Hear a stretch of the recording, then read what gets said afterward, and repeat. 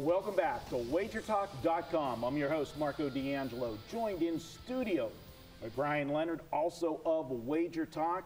And we're going to take a look at a college bowl game for Saturday. Yes, it's that time of the year, the most wonderful time of the season. Not Christmas. The bowls begin, Brian. We got I bowls. thought you were talking about Christmas cookies. Well, that's you. Me too.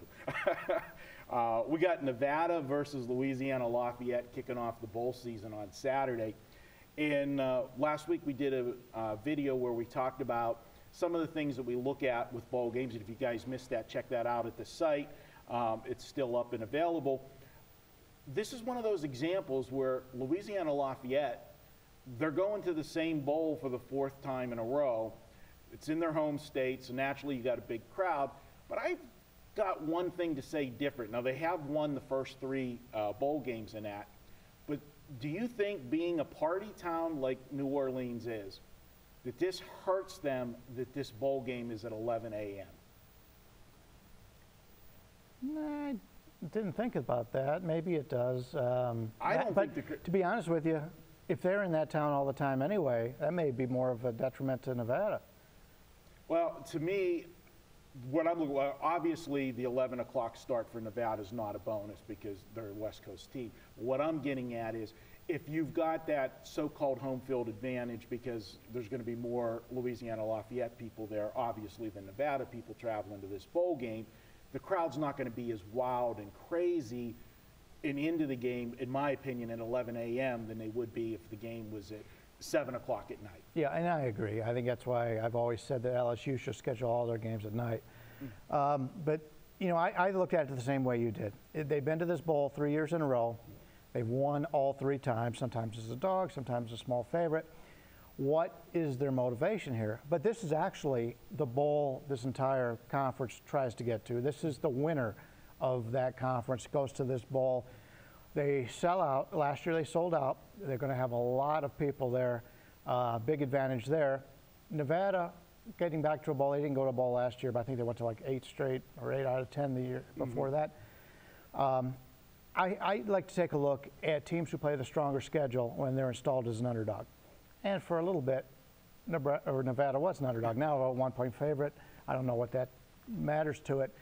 But I do have some concern. I said I was up in Nevada a couple weeks ago, and I saw the coach's show, and he said, well, he says, you know, we're going to take, you can go into it where you can be really strict with them. You can go in and say, okay, this is just a party, this is a reward. He's going to be somewhere in the middle. He hasn't been the head coach at a ball game before. He's done it as an assistant.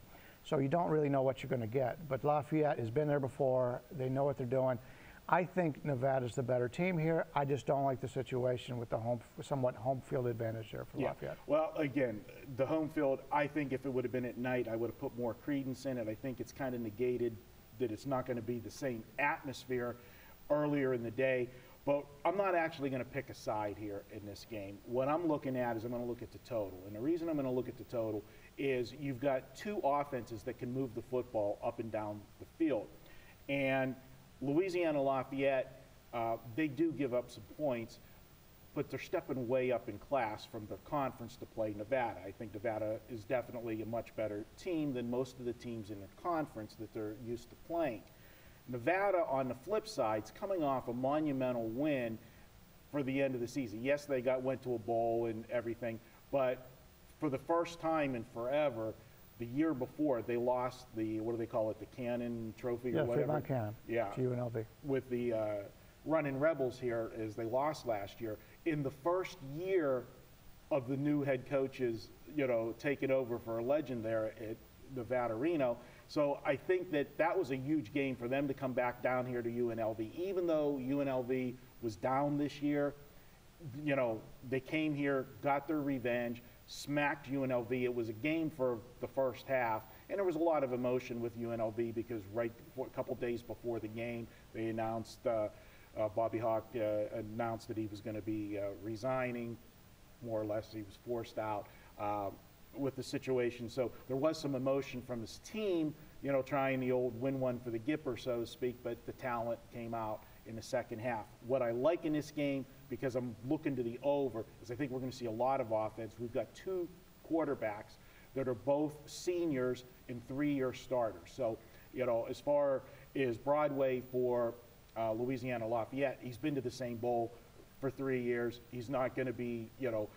intimidated by the surroundings or anything. And I think Fajardo for Nevada Reno is a guy that's dynamic, also a dual threat, just like Broadway. He can throw and run the football. I don't see either team stopping the other one. I see them going up and down the field.